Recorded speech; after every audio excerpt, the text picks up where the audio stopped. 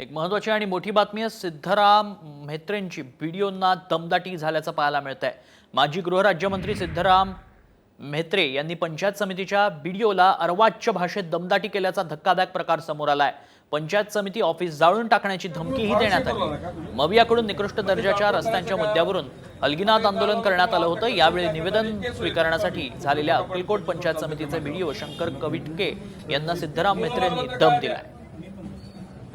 सांगा नीट समजावून बांधलंय मीच बांधलंय हे जळायला किती वेळ लागतं मला माझं पोलीस प्रकारच नाही पोलीस